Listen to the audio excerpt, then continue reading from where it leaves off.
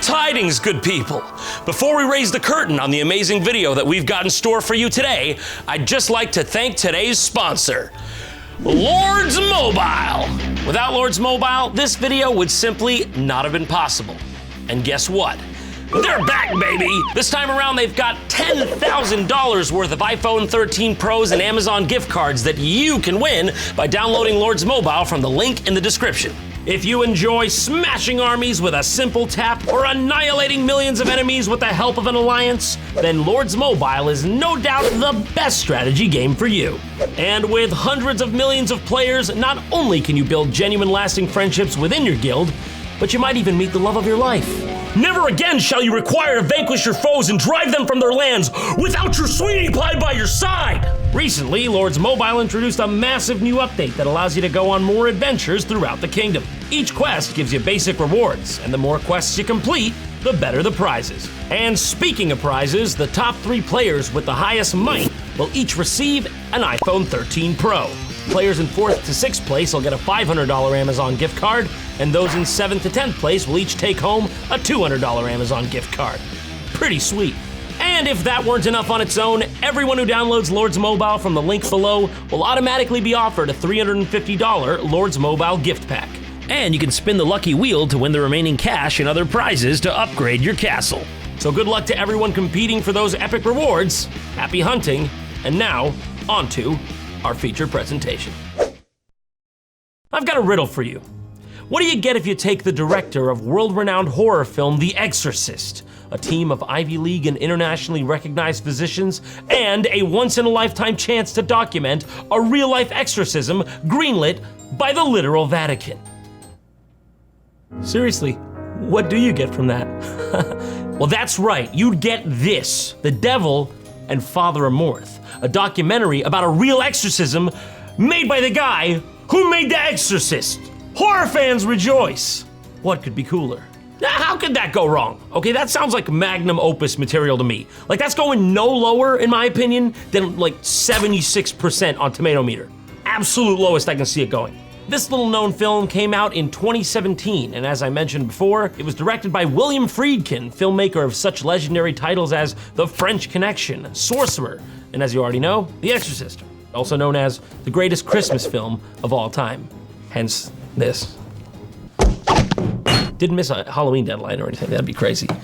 In fact, this film was so much scarier than his past works that the general public was too afraid to even see it, given that it pulled in a whopping $20,449 at the box office. If you do the math, you'll see that comes down to 2,272 adventurous souls who dared to take the plunge. 3 of whom were literally my coworkers. Yeah, that was me. Yep. That was a movie film. Basically just us in the theater. Okay, this is gonna be something. I present to you The Devil and Father Amorth. At the time I made the film The Exorcist, I had never seen an exorcism. You might say I was not qualified to make that movie and I just made up the whole thing. It's a good thing I'm just thinking this though and not admitting it out loud. More than 4 decades later, I witnessed the one you were about to see. Listen, I'm in, okay? If it's anything like the fake one you made, this shit's gonna be ratchet. By the end of this, okay, I'm telling you, you're gonna wish that middle line there, you're gonna wish that said M. Night Shyamalan, okay? That's the kind of mood you're gonna be in by the end of this. There are more than 60 million people in Italy. Here's about 20 to 25 of them max. So you can already see how big of a problem we're looking at. According to 2 of the leading newspapers and the major television channel, 500,000 Italians see an exorcist every year. Only takes about 8 of them to drag you off to Emperor Palpatine. You would subject the human race to 60 million of this? You need 60 million Italians? We have the recipe to spaghetti. This woman is one of them. Her name is Christina. She's 46 years old and lives 200 miles southeast of Rome in a small mountain village. What the fuck, dude? Just because she lives with Count Dracula doesn't mean you can dox her. That's messed up. She's said to be possessed by the devil. Oh my God, the devil looks even more ghoulish than I could have imagined, but Wait, hold on a second. Oh, that's the exorcist? Oh, she's fucked. Father Gabriella Amort has been the exorcist for the Diocese of Rome for 31,000 years. And somehow he looks older than his age. He was good friends with Emperor Justinian the Great. He has exorcised Christina 8 times without success. And as the well-known Italian saying goes, the 9th time better fucking work. This will be her 9th. In the fall of 1972, I came to Georgetown, here in Washington, D.C., to film The Exorcist. Okay, so in this part, he goes back to Georgetown University, near where a lot of the original scenes from the film were shot, and also where some of the events from the exorcism it was based on took place. And he kind of just gallivants around aggressively, and it's a bit strange, to say the least. On this quiet little street, in this quiet town called Cottage City, Maryland. Could you not have gotten a better picture of the place, for God's sake? Where'd you grab this from, Google Maps?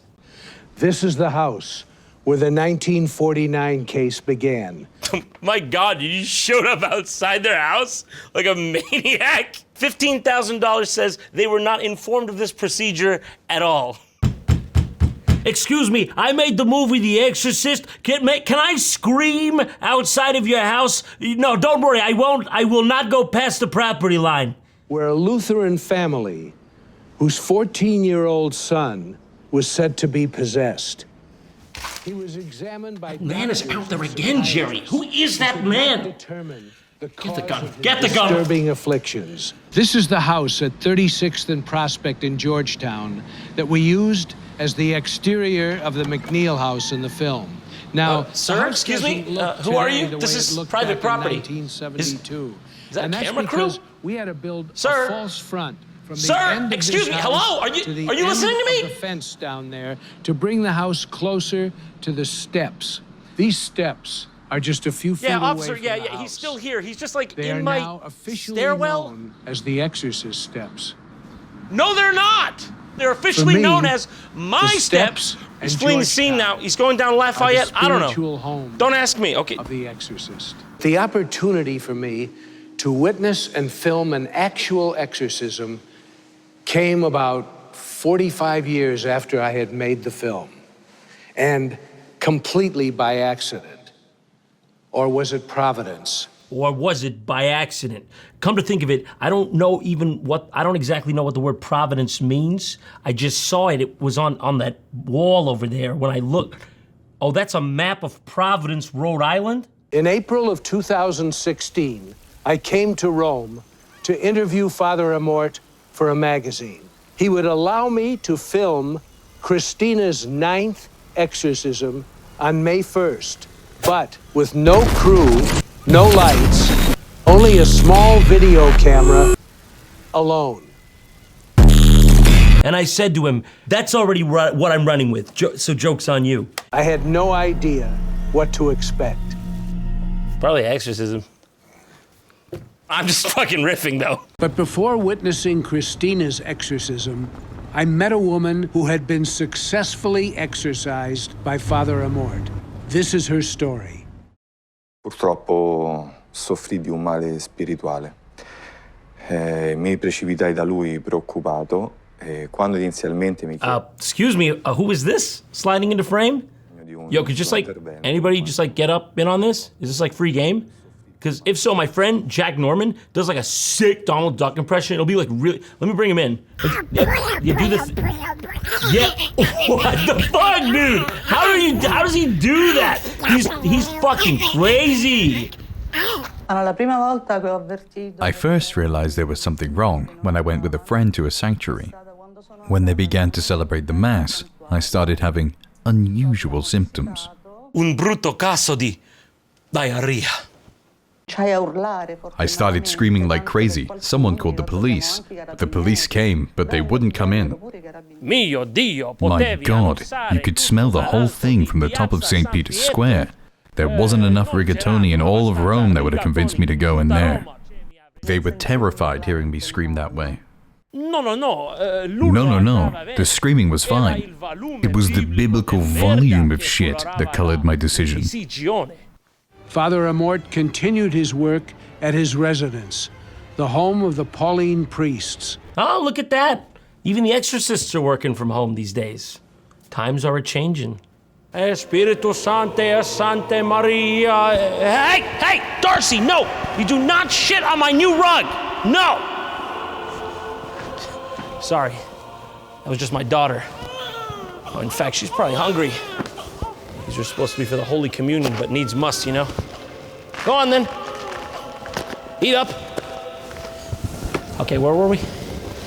On May 1st, 2016, he invited me to witness Christina's 9th exorcism.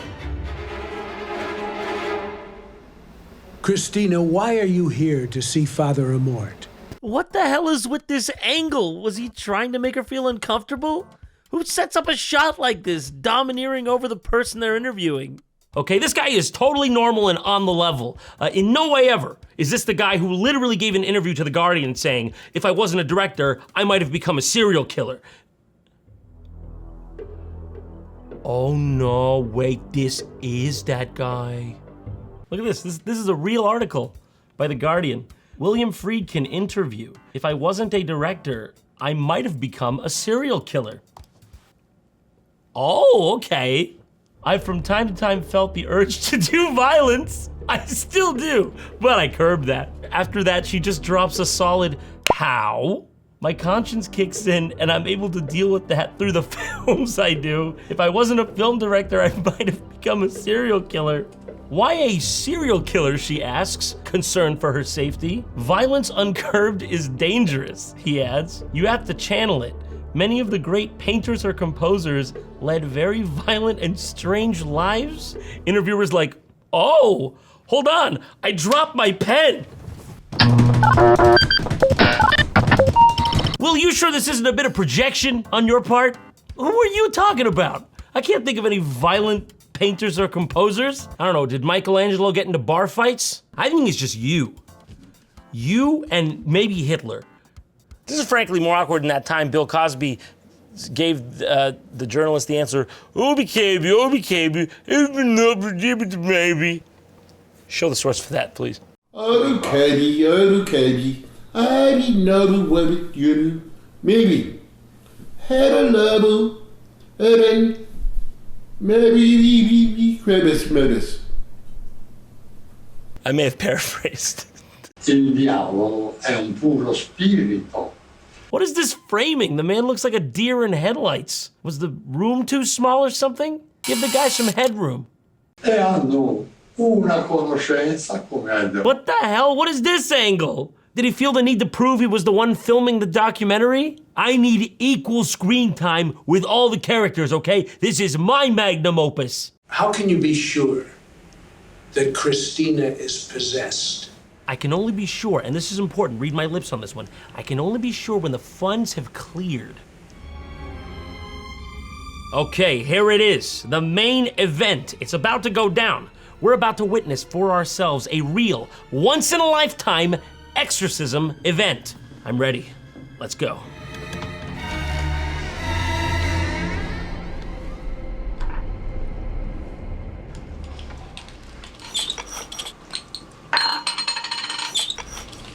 Oof. I'm really looking for a way to start things off without an immediate oof entering the discourse. You know, I could take a yeesh, a yikes. Hell, I'll settle for a Pete's sake, but don't be giving me oof. Excuse me, aim that, please. She's the possessed one. You want her, not me. Father Amort begins every exorcism by thumbing his nose at the devil. Listen, I'm just saying, all right, if I'm the devil, I'm invisibly stalking around that room and I catch one of these going down? Are you kidding me? You think I'm gonna stick around after something like that? I may be the king of darkness, but I'm not an idiot. In the room are Christina's family and other priests to assist Father Amort. And an unrelated guy who's stuck, but doesn't know how to ask to leave. E Dio del Spirito Santo, vivi del regno. Però, He did it. He made her sound like a Nazi zombie from Call of Duty. I knew he would do it. I was just waiting. And he did. The best part about this is you can literally find a version, for some reason, of this footage with the clean, non-doctored audio. I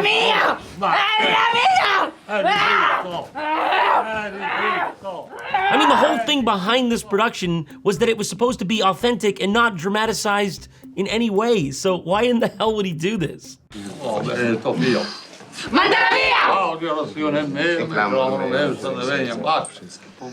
Excuse me, is this building in safety? Thank you very much. By the way, very fucked up whatever I saw here.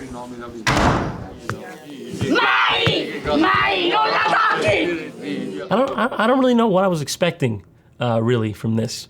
I guess this, to be honest. I don't know how she sat through this 9 times, okay? I'm having a hard time going on once. It's not happening, is it? It's not. They're not doing that. Is that happy birthday? The day of the exorcism happened to be Father Amort's 91st birthday. Right after the fucking exorcism ends, I'm talking right after the exorcism ends, they have a surprise birthday party for Father Amort. No, I'm serious. That's really how it goes down. This is a documentary. They just pulled the devil out of this bitch's liver. Now they're serving ice cream cake. I don't know what to say, but I want a slice. He was happy, and so was I, because it looked like Christina was cured. Hey, okay, look, if you can't beat him, join him. I mean, who am I to stop this anyway? Father Mort seems happy, seems to know where he is, cake's good. Salute, you know? I have to say, though, I don't know how I feel about the choice of the cake there. That's a bit weird, a little tacky. Who's got to eat his face? He should eat his own face. Oh, ringraziamo il Signore. What happened? Did the film freeze? Where are we going? No, I'm not going. I am not going. Neil, what do you make of what you just seen? Absolutely amazing. What the fuck? Okay, so what happens here is all of a sudden the film just stops and reverses, and now we're in some random doctor's office, and William Friedkin is just interrogating him about the footage he just shot. So there is a, There it is, right there. You see that? Right there. That live on camera, what you've just seen is a man's soul leaving his body. Doc's like sweating, looking around. You know, he's like, this is it? This is really, you didn't bring anyone? No crew at all? Is that camera on? Are you seriously the guy who made like the French Connection and shit? I don't know the underlying origin of it. For God's sake, Mr. Friedkin, can you show the man some respect? He's a medical doctor. You're just lounging back there, balls out, fully spread, barely paying attention. You can at least feign interest. Is this some kind of brain disorder? Yeah, I'm starting to think it might be. Do you think she could have been better helped by brain surgery than this religious ritual? All right, Doc, that's great, but let's get to the brass tacks here. What do you think of this? You think of what I'm thinking? Right in there. Just give it a little scramble. That might do something. How many surgeries have you performed? Brain surgery? Well, more than 5,000. Are you prepared to say that there's such a thing as exorcism and demonic possession? So at this point, the film just starts jumping around and getting a bit jarring. He goes around and talks to a bunch of legitimately well-respected medical doctors from around the country, shows them his shitty home videotapes, and then watches them struggle while he tries to extract sound bites out of them. Here's the point. Yeah. You have to believe it in order to go through it. You probably will not have this in somebody who has no religious background. Right. I've never seen anything like that before, but I've only practiced neurology for 35 years. But that is a coincidental linkage between those two phenomena. Do you have any belief in exorcism as a possible treatment? What do you think this is? Unconscious fraud? Well, it's like placebo response. It's getting to the idea that if you believe something to be likely to work, it's more likely to work. It looks like the state that we call delirium.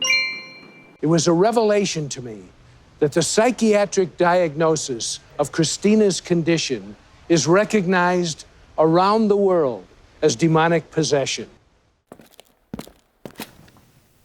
Have you, like, seen your own documentary, dude? Like, you're not just trying to lie, right? No, you can't, because it's like the last 15 minutes just disproved what you said. Hold on.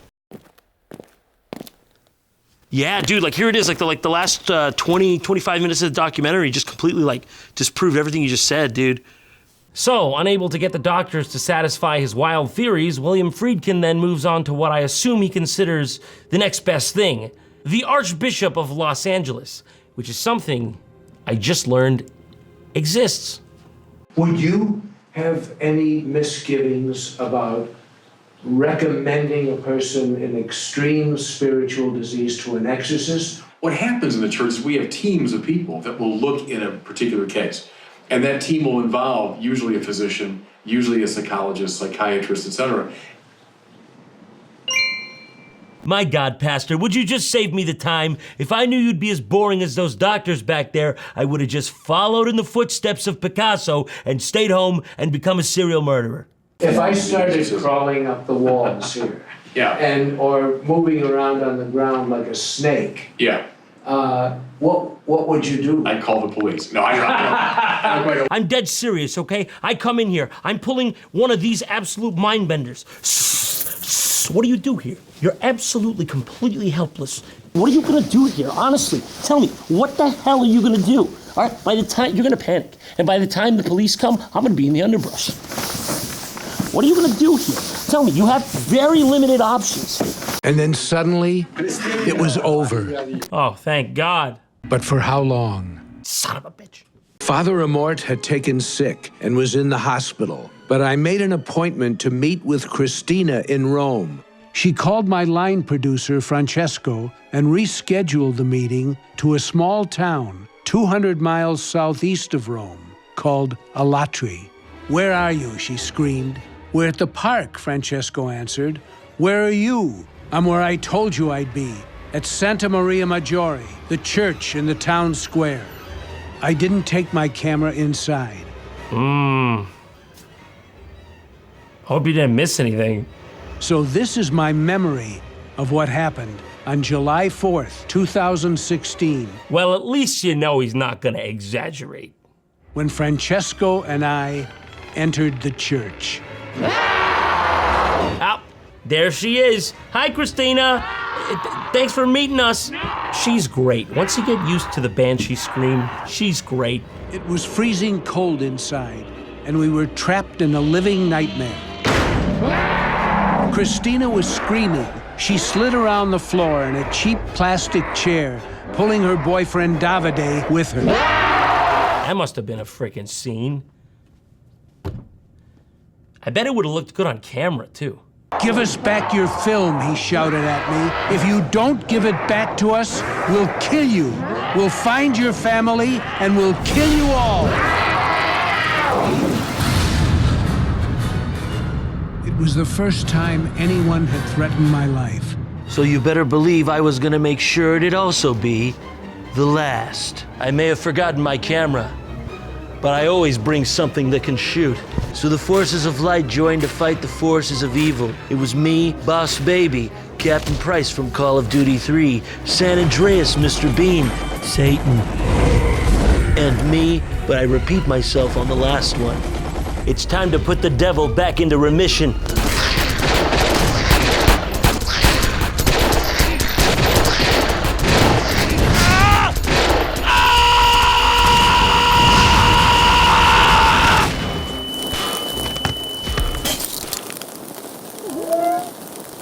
Francesco and I left the church, left Alatri.